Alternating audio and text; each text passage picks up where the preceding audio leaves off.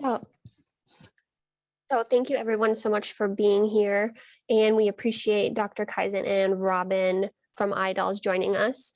A couple announcements before we get started.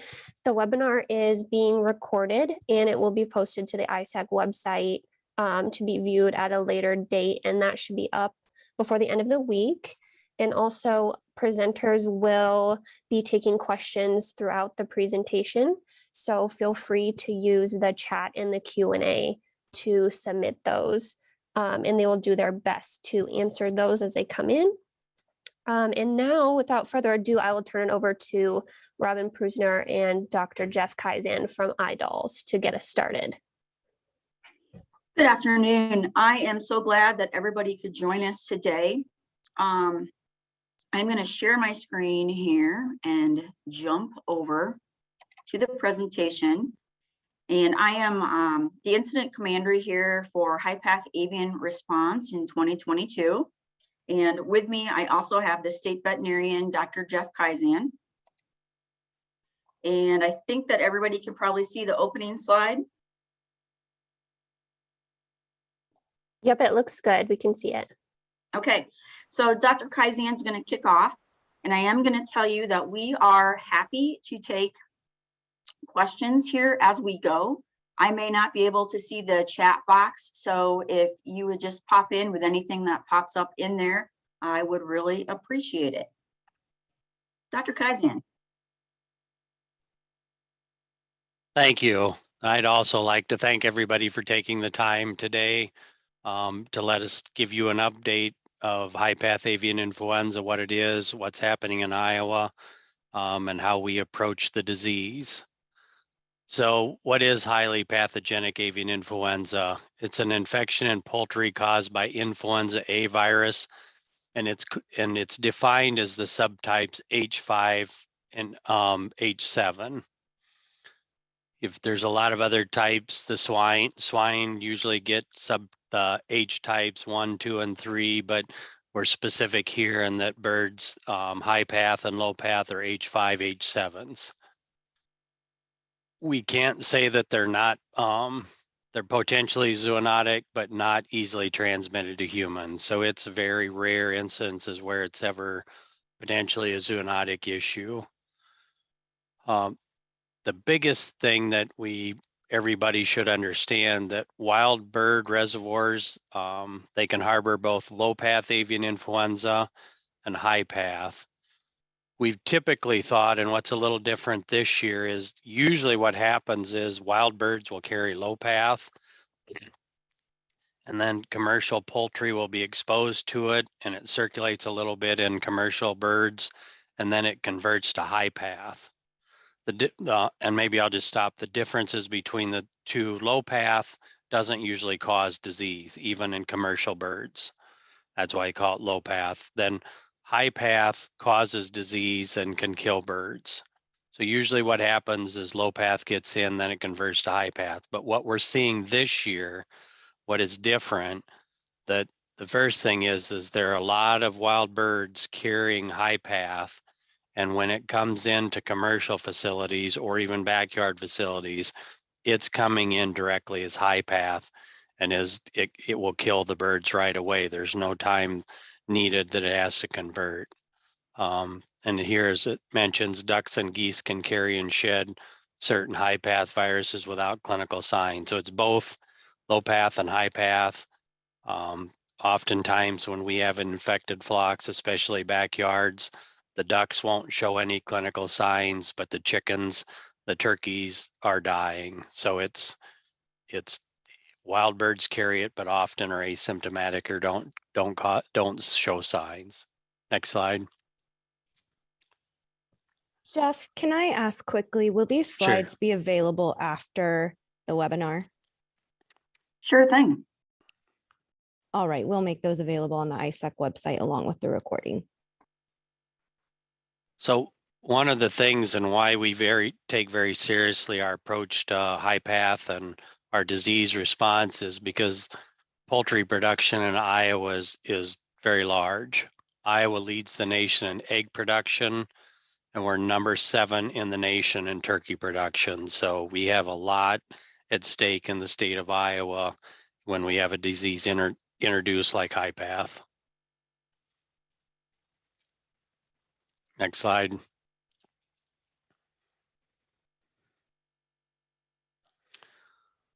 So this slide kind of breaks down by the regions in Iowa where the turkeys are. So a lot of our turkeys are located in northwest Iowa. You can see there roughly productions by region and county, but in the northwest region in Iowa, we raise around 7 million turkeys. The central regions, we have around 2 million, and in the southeast, we have around 1.5 million. We have a small number up in northeast Iowa, but there's two main entities that raise turkeys in Iowa. And one of them markets the plants located in Storm Lake, and that's where a lot of the birds go. And the other plants located in southeast Iowa. So it's the next slide here, and what the importance of this slide is to understand the birds migrate in flyways. And what happens this time of year, the birds are all migrating to the north. And what happens is when they all get to the north end of the flyways, they intermingle.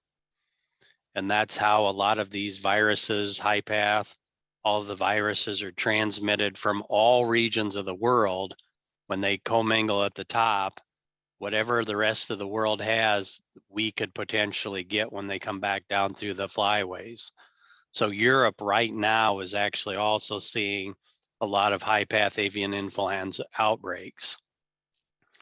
And if you look at it, you know, a lot of those, the European flyways cross over in the Atlantic flyways into ours. So a lot of our first cases here in the United States this year have been on the eastern coast, and just concerns of that mixing. 2015, we had some of it start in the West Coast, and some of that crossover with Asia. But it's just the thing that we always remind everybody, it's always a potential source of exposure from wild birds, and any flyway could be exposed, and everybody should be aware of that. But it's just a lot of mixing at the top. So whatever the world has, we have the potential to get here in the United States. Just to further break down, so that other map had a lot of lines on it, was to demonstrate that crossover in the world. But in the United States, we have four flyways: the Atlantic Flyway, the Mississippi Flyway, which we're in, and then the Central Flyway and the Pacific Flyway. So again, it just shows, and this one, there's different maps you look at and how they draw them, but I think just to remember, the bottom line is they all commingle at the top. This one kind of shows it, the Arctic refuge and kind of over Alaska in that area, but basically all those flyways intermix with everybody else at the top. So Jeff, I'm going to chime in here and say that while the finds originally going back into December here were along the Atlantic coast, from Nova Scotia down to South Carolina, the reality is that those finds were because the Fish and Wildlife Service, at least in the US, were targeting the Atlantic Flyway for testing. It hasn't been until recently that we've started testing the wild birds in the Mississippi Flyway. But my take-home point is that all of those birds were together. And so whether they came down the Atlantic or the Pacific, expect high path to be in it, not just in one flyway, but in all the flyways. Would you agree with that? Absolutely. It's everywhere. And this year seems to be an odd year that just about every wild bird has the chance that they're carrying high path avian influenza. Next slide. So probably 3 or 4 weeks ago, we were made aware of this website called Birdcast, and it monitors every day the migration, the number of birds that are migrating, where the migration is happening, how many birds are migrating. And it's a pretty interesting map. And this one it goes back to March 4th. Reports that there's 19.3 million birds in flight, and it's showing where it's by colors. showing where the density of the birds moving are. So if you can see where there's a lot of birds moving towards the state of Iowa. So this map is as of March 16th. There's 22.2 million birds in flight. And as you can see, we're right in the middle of the heart of the migration. And I don't know if, I'm sure everybody's been watching, and I noticed this morning when I was driving into work, just on the edge of Des Moines, I saw two very large, huge flocks of geese flying. So what the importance of this is that we're all quite concerned that the migration of the birds is just happening now, and we're not through the peak of the migratory season. So we encourage producers all the time to make sure they have biosecurity placed in all of the time. But this is also a time where it's a heightened level of concern. And this is a good website if you want to go and watch the migration of the birds. So this is a map that's showing the distribution of what's been positive throughout the United States, both in commercial poultry, non-commercial poultry backyards, and wild birds. And the point of this one is, and what is a little different than we saw in 2015, and what we've mentioned here, is that this is a lot of these outbreaks are being described as popcorn outbreaks. But basically, it's a lot of point source introductions of virus from wild birds into either commercial or non-commercial. So, and maybe you're wondering what's non-commercial poultry backyard.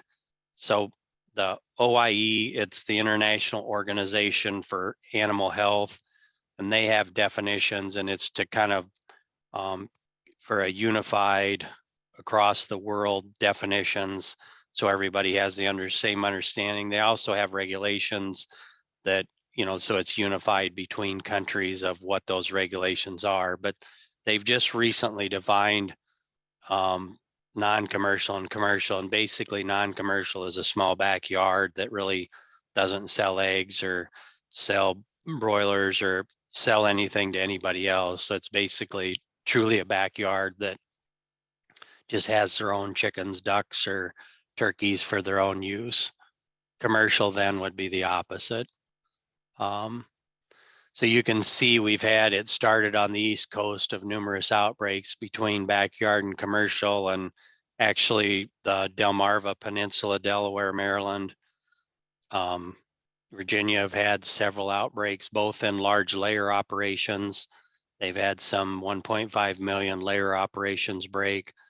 They've had some breaks in broilers. And that's also a difference in this outbreak than we saw in 2015, that broilers have actually been infected and become positive, show clinical signs. Some of the early outbreaks also in Indiana and southern Indiana, Du Bois County and Greene County have had several outbreaks in turkey operations, turkey facilities. Kentucky's had 2 outbreaks, one in a broiler facility, one in a turkey operation. Missouri has recently had several outbreaks, and theirs in commercial has been broiler facilities. One was also a turkey facility. South Dakota, as you can see there on the map, has had 2 outbreaks in turkey facilities, turkey producers. Wisconsin just recently this week has had an outbreak in a very, very large layer operation, and we'll show you our map here in a minute in Iowa, but basically just representing that there's been numerous wild bird detections. There's been a lot of backyards affected, but it's also affecting commercial facilities. And just today, they announced a backyard kind of in south central Nebraska. So give you a little bit of an update where we're at in Iowa. Our first diagnosis was early March, and that was in Pottawatomie County, and that's a non-commercial backyard facility. They didn't have very many birds, but they'd had issues in their chickens and had clinical signs, submitted samples, and there was a diagnosis made, and that site was immediately depopulated for what was left on the site. Well, and we'll mention here a minute how we handle outbreaks. Our second report was in Buena Vista County, and we only list for confidentiality. We protect the producer, so nobody knows who the producer is, that we only report out cases by the county and the numbers. So if we have multiple outbreaks within a county, we just number them in consecutive order of how they would break.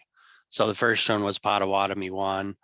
The second diagnosis we had was in a 50,000 head turkey facility.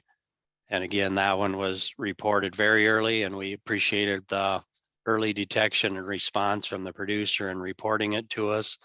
And we responded very quickly, as well as the producer, and those birds were quickly depopulated. In fact, the whole site was depopulated within 24 hours of the time they reported the clinical signs to when the birds were depopulated. So it was a very quick response. And that's what we call BV1. Jeff, can you please define the term wild birds as you're using it in the presentation? Sure. I guess just the general definition would be not domesticated birds, basically snow geese, ducks, wild ducks, migratory ducks, but non-domesticated birds. So our third case that we've had in Iowa is in Taylor County in southern Iowa, and that was just a recent case as of the end of last week. This is a larger layer facility. They reported clinical signs last Thursday, and we quickly responded. The birds have all been depopulated there, and next composting is underway there right now. So as of today, we've had three detections, diagnosis, one in a non-poultry backyard and the other two in commercial facilities. We should add that DNR and Fish and Wildlife are testing some wild birds now. And so you may hear about positives that are coming out of wild birds to be expected, but a wild bird positive for HPAI does not kick into a quarantine or anything that we would do with a commercial flock. And we do have another question. Is a sparrow, swallow, et cetera, considered a wild bird? Yes. And maybe we might mention here too, non-poultry, and we mentioned OIE definitions and why those are important. If it's a non-poultry and backyard, that usually does not affect trade, because when you have a diagnosis in a commercial, then it's country by country on how they implement trade restrictions, and they could be just down to the county level that they impose trade restrictions, or it could be the whole state. But it's important on how we define the types of flocks and then how foreign countries respond in trade and what they do. So that's, somebody's wondering why these definitions are important, why we're mentioning them. Next slide. So one of the things in a lot of our preparedness activities, and we actually also learned this firsthand in 2015 in our experiences, but we call this the triangle of cooperation. And this takes a tremendous amount of effort on everybody's part to deal with a foreign animal disease outbreak. And the reason it's triangle of cooperation is the states on one side, federal's on one side, and the producers and industry are on the other side. And each side has the roles, responsibilities, interests they bring, and it's got to be a working effort between all of them. Sometimes the sides on the triangle are not equal. Some sides sometimes have bigger ones, but at the end, we all have to work together because our goals are the same: to stamp out and eradicate a disease and make sure it doesn't spread. But that does become difficult, because one of the things we often talk about is we don't want to kill the industry killing the disease, but we also can't let the disease kill the industry. Jeff, and we do have a few more questions. The first is, are birds unable to be processed for food once it gets into an area? So in birds, as we've mentioned, avian influenza does not affect the meat and is not a human health issue of eating meat, birds. But if a site is infected, diagnosed positive, we depopulate the site as quickly as possible. And the reason is we don't want to move infected things off of infected farms, including the birds, because we don't want to spread the disease. And that's, again, another thing we've learned, that anything on an infected premise needs to stay on that premise. But the rest of the birds around infected premises, we test and make sure that they stay negative, and then we allow those movements to go to slaughter. But it's not because the virus affects the meat or anything, it's because we don't want to move infected birds from an infected farm. All right, and the next question is, are other poultry such as quails and pheasants at the same risk as turkeys and chickens? And a similar question for domesticated ducks versus wild ducks. Are they at greater risk of HPAI? They're all at risk. And again, it just depends on the species, on how they show clinical signs. Pheasants will show clinical signs. I'm forgetting what the other species was mentioned there, but ducks, domesticated ducks. An example, in our first backyard flock, the chickens experienced a very high mortality, but the ducks didn't show any clinical signs. So domesticated ducks absolutely can get it, but they're like the wild ducks. A lot of times they don't show any clinical signs. All right, we're getting quite a few questions in. Would you Sure. like me to keep going? Sure, go ahead. All right, it says, I noticed the triangle of cooperation does not include local government. Are cities and counties involved? If so, to what extent? Sure, and that's a good question. And when we kind of put those categories in general, we put behind that, and we've had slides where we give examples, but behind that in the state, that includes everybody on the state side, whether that's local law enforcement, the state patrol, the DOT, Iowa Department of Public Health. That's kind of what's represented on the state side. An example on the producer side, that can be the individual producer, to the state producer associations, to even national producer organizations. So it's truly everybody's involved at all levels. It just depends on where you're at in the level and what roles you play in the immediate engagement. I oftentimes, when we're in person, weave my fingers together to talk about that the state has some laws and regulations. The federal has laws and regulations, and they all come together in terms of the required response for a foreign animal disease. And so when we've talked a lot to the emergency managers across Iowa, because a foreign animal disease response is something that puts typical emergency response upside down on its head. Typical emergency response is handled at the local level. And then when they become overtopped, they request state and then maybe up to federal assistance with it. And that may be for, I'm going to call it, our normal emergencies, which are usually weather related in some way.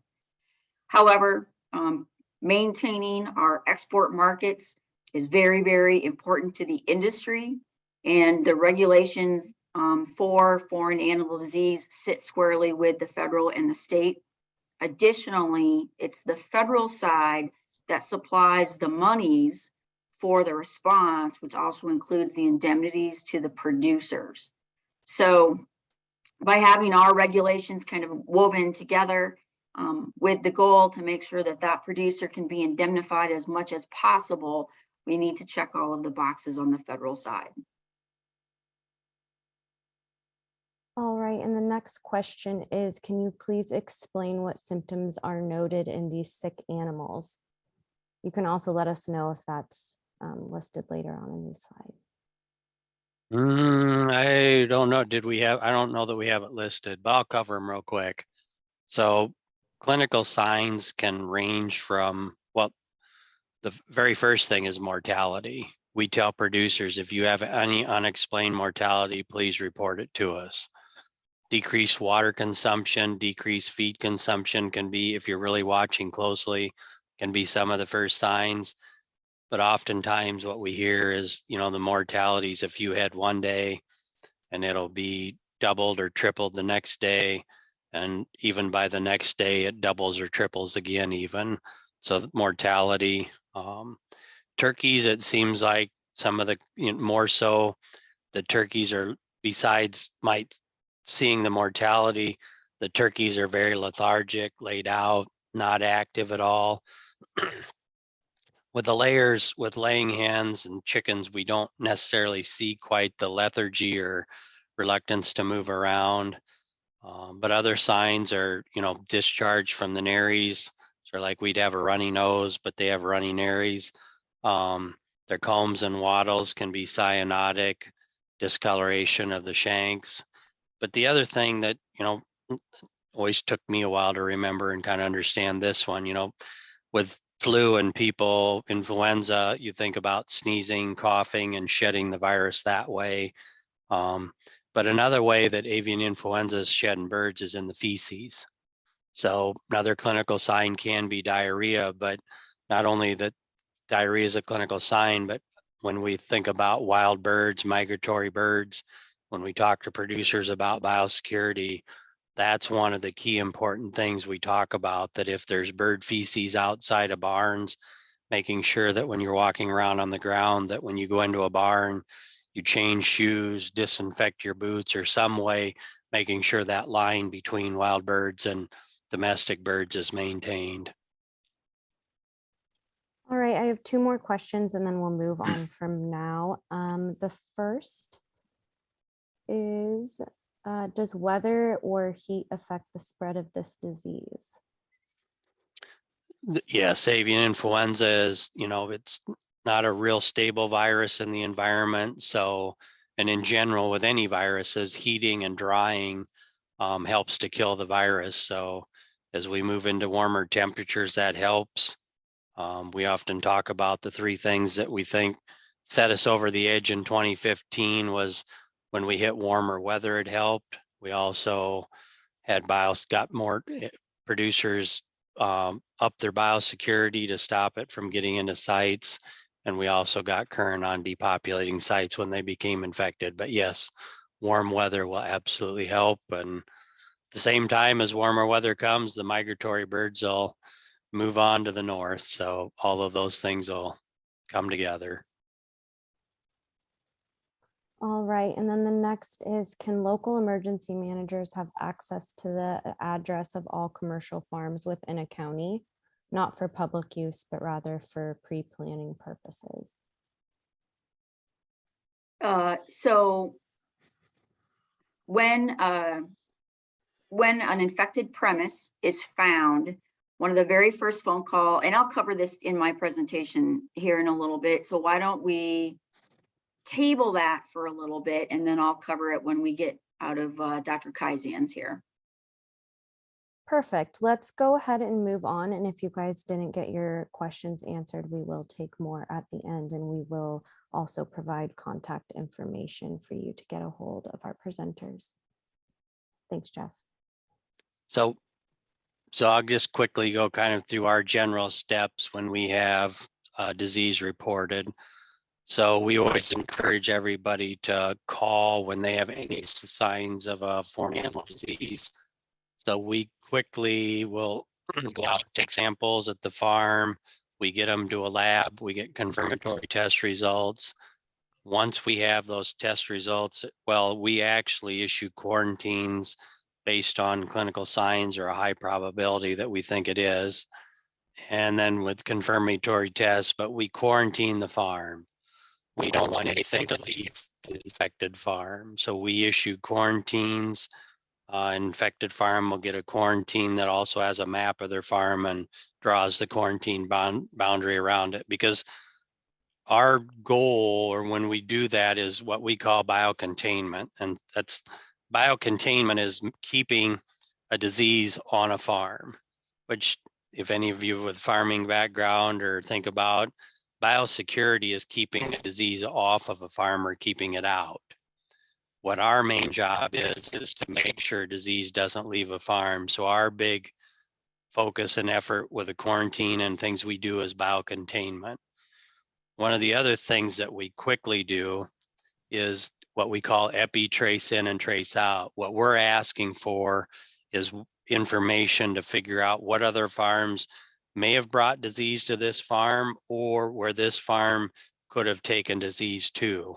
Because what we need to quickly do then is identify those farms and also quarantine them, put them on movement restrictions, and monitor them very closely to see if they were exposed to disease or half the disease.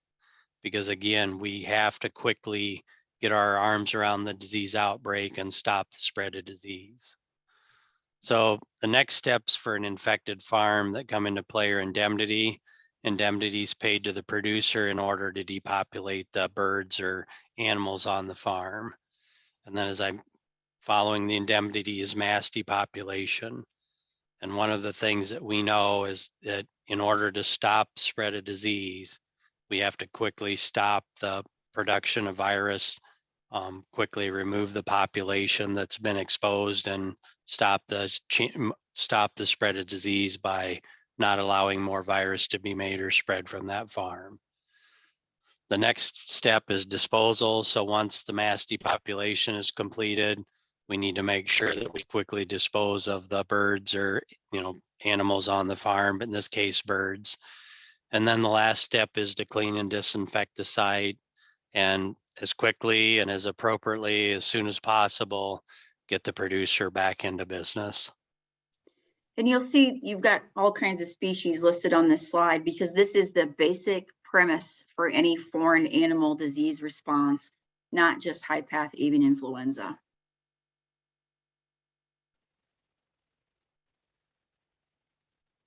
Next, yep. So when we talk about an infected premise, after we have the infected premise diagnosed, positive results, we draw a control area. And what's in a control area, or the why we do it, is because there's farms near an infected farm, and they're just by being next to an infected farm, they're determined to be at higher risk. And avian influenza is a virus that can be shed into the air and probably transmitted for short distances in the air. So we quickly draw a control area. All of the farms that are in that control area are issued a quarantine, and then they're put on restricted movements. They have to do testing to ensure that they're negative. And then any types of movements, we put a few other safeguards in there of examples of cleaning the truck after they move birds, or if they move eggs somewhere else, that they hold eggs for 2 days, test for 2 days. We're just making sure that whatever's moving, we have, and there's never going to be a 0% chance, but we want to get to a high level of confidence that when we move something from a farm near an infected farm, that it's as safe as possible. The surveillance area also is sometimes, and in the case of these non-poultry backyards, we are not drawing a control area and issuing quarantines, but what we are doing is setting up a surveillance area. So we do surveillance testing of flocks around backyard flocks. Next slide. We should add that a control area is 10 kilometers. So that's a 6.2 miles. And then the surveillance zone is another 10 kilometers or 6.2 miles. Absolutely, good point. And the other point along with that too is that's what we generally draw as accepted for avian influenza.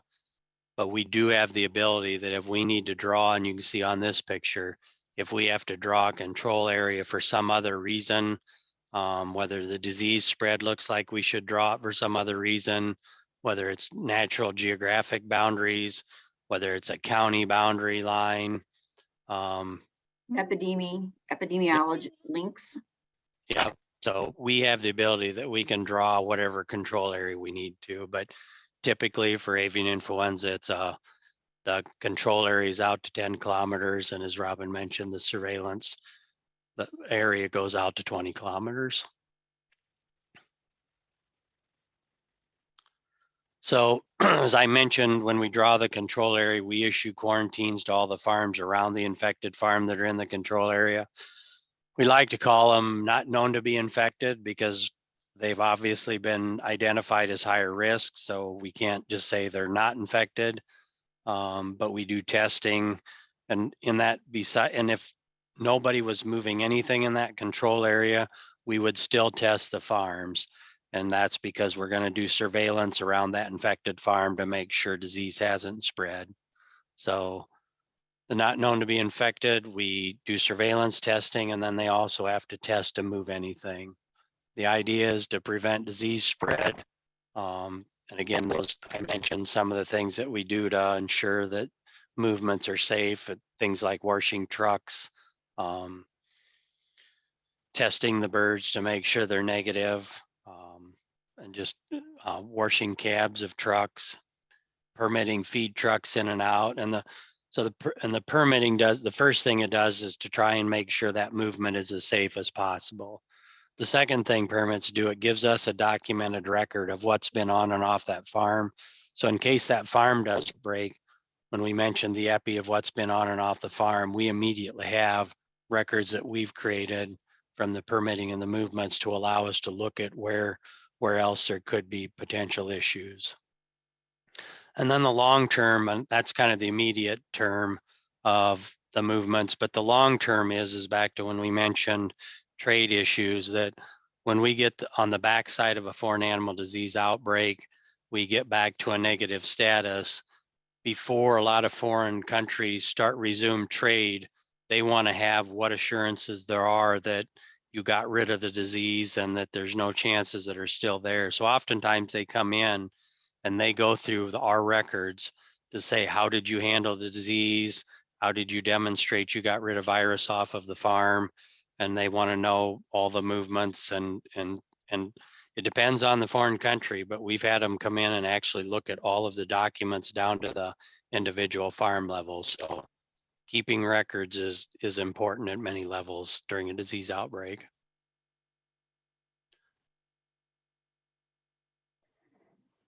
So if we summed up those last few slides, this is how I summarize it. And then our goals are to first stamp out the foreign animal disease, clean it up, and then we want to get our producers back in business and have our trade status restored as soon as possible. So that's my short and to the point goals of foreign animal disease response. So HPAI response in Iowa right now, we operated in an incident command structure. We call it unified command, where both the USDA and the Iowa Department of Agriculture and Land Stewardship, or IDALS folks, we are together in command positions. So there are two co-commanders, Dr. Kevin Petersburg for USDA, myself for IDALS.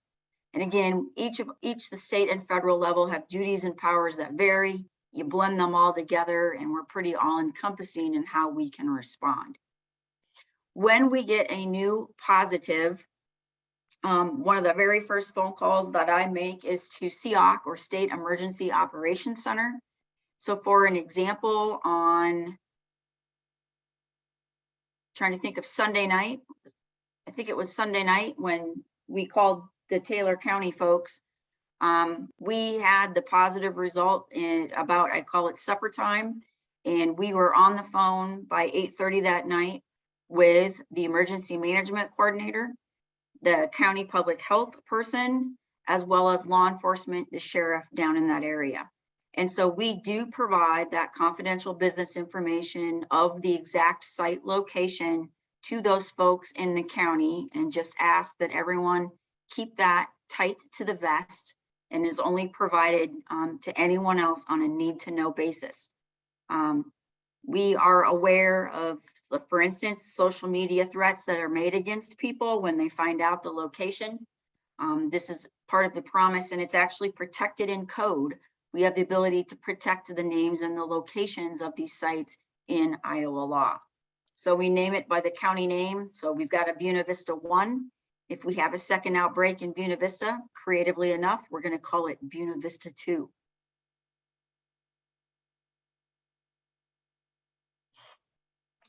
We are in the continuous improvement business here with foreign animal disease response. 2015 was the largest foreign animal disease response in the history of the United States. So when we started it in April, we didn't exactly know what we were going to get into. I would liken it now to COVID response. We didn't know exactly what we were going to get into at the beginning of all of that. So we've worked closely with state and county emergency managers on trying to improve. So the lessons that we've learned and we've incorporated into our response this year, for example, is we're not going to use those federal contractors. If you were in a part of Iowa that was infected in 2015, you probably saw thousands of federal contractors that were brought into the state to help clean out those facilities. Without going down a rat hole, bringing people in with no experience in those type of facilities or the handling of birds, you can imagine that didn't go extremely well. And so we've really been for 7 years now preaching self-reliance. As an example, the very last site that was confirmed positive in 2015 did not use the contractors. They did all of that cleaning and disinfecting work themselves, and they were the first premise back into business. So we've done a lot of communicating and talking with industry about self-reliance, being prepared and being ready to take on the task themselves. Another big lesson learned is that disposal of those animals are going to occur at the infected premise. In 2015, we did opt in some cases to use landfills, and they were for some very large layers, and they produced a lot of stuff that needed to go to those landfills. With the DOT, we created what we call dirty routes and clean routes. So those trucks that were taking the mortalities to the landfill had to follow certain routes that were set aside for them. And then the trucks that, for instance, feed trucks that were delivering to non-infected farms in those control zones, we also provided them what we called clean routes. And that was a route into the farm or the premise where they needed to go to deliver feed, but took them past the least number of other infected premises or other livestock farms. Huge lesson learned was all of that routing seemed to give people an unnecessary sense of safety, with the idea that, oh, well, as long as I don't drive by that one farm or those farms over there, there's no way I'll get high path avian influenza. We also saw road signs pop up that actually led to more confusion. Things like entering prohibited poultry product zone. Suddenly people wondered if their McDonald's chicken sandwich was safe to take into that county. And so we took a step back and have again worked with industry for 7 years to get everybody prepared that they're not going to be able to haul those mortalities off the infected premise. They're going to be disposed on that site. And because of that, we're not doing any routing this year. And we recommend everybody to not do road signs. So you saw that bird cast map a few slides ago, and you can see that we look up into the sky and you are going to see birds migrating right now. And since the virus is in the feces and birds do what they do when they fly, what I like to say is that all of Iowa is dirty right now. You can't say that one spot is more safe than another spot.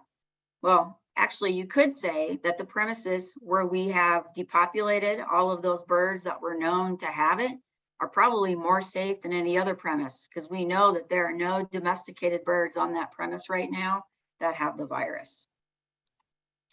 So the third lesson learned. Robin, we have a question in the queue. Yep. What role do local EMAs have if not directly involved? And then are they just involved from an awareness standpoint, or how do you envision EMAs helping? It's mostly awareness.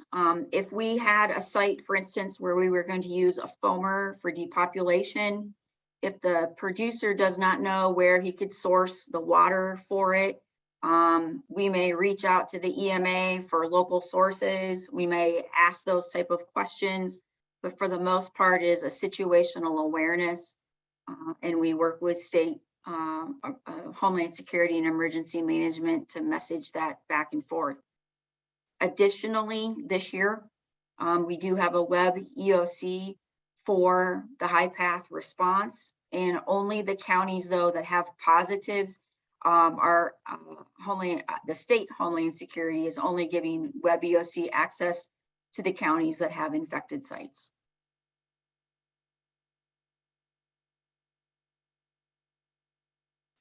So the third lesson learned is biosecurity.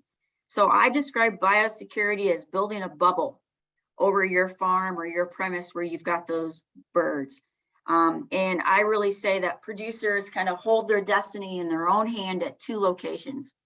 One is the entrance to their farm. When you have deliveries made to your farm, what are your requirements before they come onto your site in terms of what they may be carrying? Do you need to C&D those vehicles? The other place is at their barn door. And as Dr. Kaizen mentioned before, are you doing boot washes? Are you changing boots? It's everything that you can possibly do to not accidentally track what's coming out of the wild birds into those domesticated birds in your barns. And we are also prioritizing those epi trace forwards and trace backs. In 15, we found ourselves just chasing the positives. Now, as Dr. Kaizen talked about, we are quickly on site and evaluating contacts. Typical contacts are feed trucks and service people. For instance, in one of our positive sites, we do know of a service person that had been on that site in just a couple of days ahead of the outbreak. And so we found out where else that person went, and we're closely watching those farms. So we're trying to get a step ahead and not be a step behind. And another question, is a biosecurity plan required when applying for permits to start up animal barns? Dr. Kaizen? So the permits usually are, I think you're probably talking about DNR permits. I'm going to make a guess. I'm going to clarify that up front. Go ahead, Dr. Kaizen. Sure, and that's what I was going to say. I mean, I'm not sure. So for permitting, there are secure food supply plans, but we don't have the people resources to go to every one of those farms and make sure that they have biosecurity in place before we issue a permit. But for movement, but what we do is all the testing of the animals or birds, and put some of those other safeguards in place. So if they're in a control area, if that was the question regarding permits and movements, that's how we handle those. But as far as when a site's built, if they have to have a biosecurity plan, we don't do that licensing, but I do not believe they have to have a biosecurity plan. But what poultry produce, they do have to have a plan in order to be eligible for USDA to have indemnity. USDA has said you need to have a biosecurity plan in place in order to be eligible to receive indemnity. So I think as you're looking at potentially building a poultry barn, I would say that the integrator that you're working with is going to work with you on that and get you on their plan in terms of response activities, as well as pre-planning biosecurity to keep yourself safe. All right, and we do have one more question. Are the local public healths in charge of the contract tracing with outbreaks in that specific county, or is that above public health level at this time? So I tell the folks over at Iowa, the state level Department of Public Health, and then they're on the phone call with me when we call the county folks. And that seems to be usually a discussion between county and state level, where if the county is at a place where they're not able to do that contract tracing, then the state, I believe, does it for them. But in regards though to the birds, I don't know if the question is the contact tracing for the birds and possible connections to the farm, that's our job as IDOLs to check where those links are. Right, and Dr. Kaizen, you probably aren't involved in the calls with public health, but they actually do call the contract tracing with the people that have been on the infected premise, as the public health side of also contract tracing.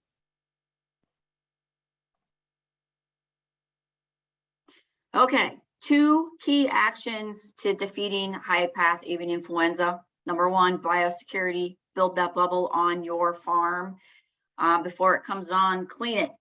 Eliminate contact with other poultry premises, and then log all your entries and exits from your premise. So when we find that we have an infected premise, some of the very first questions we ask is who's all been on this site for the last 14 days and even longer than that, so that we can do that epi tracing.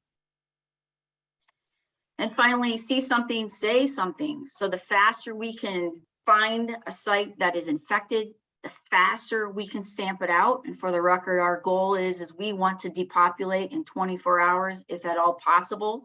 It's just less time it has for that virus to be made on that site and then possibly leave that site.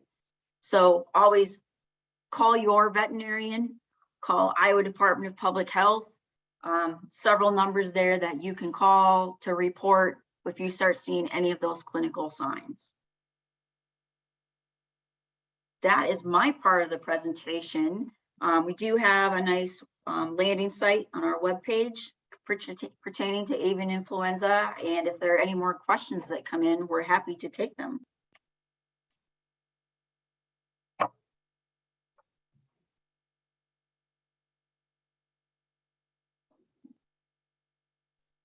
I do have one question. What defines a commercial farm? So for example, size of flock, size of land, what is the definition?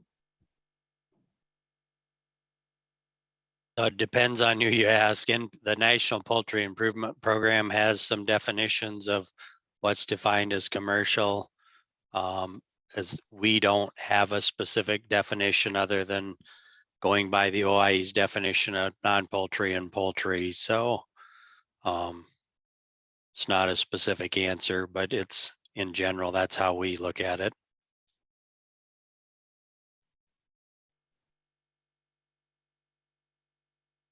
All right, and then I did have somebody ask if the question about commercial farms got answered. So that question was, can local emergency managers have access to the addresses of all commercial farms within a county?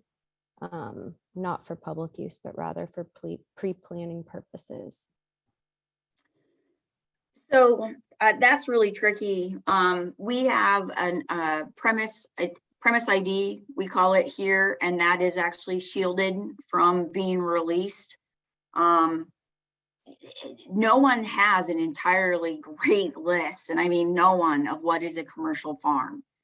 So we cannot release what's in our premise ID. I'm not quite sure what type of identifying information DNR releases, but we don't make any type of practice of releasing that information ahead of time. In fact, we're still trying to figure it out as we go, because people may build a site and not put it in the premise ID database, and then we don't know that it's there.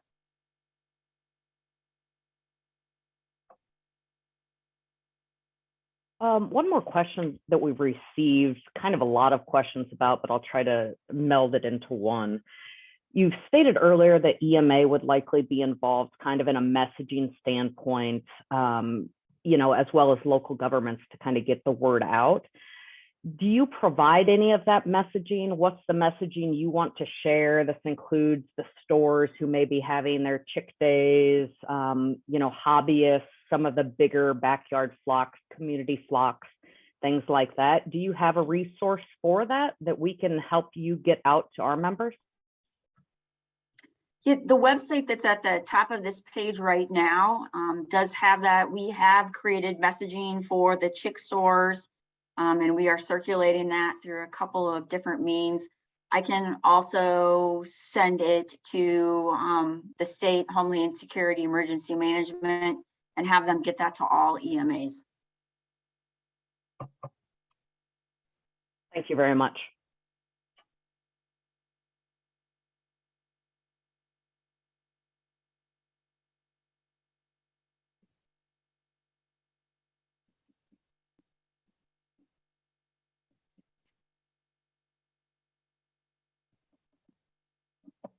Okay.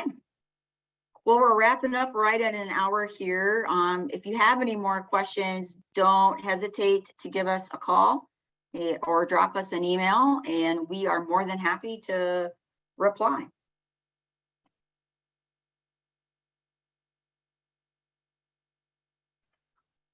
Thank you so much for both of you being here and sharing all this information. And thank you again to our members for attending.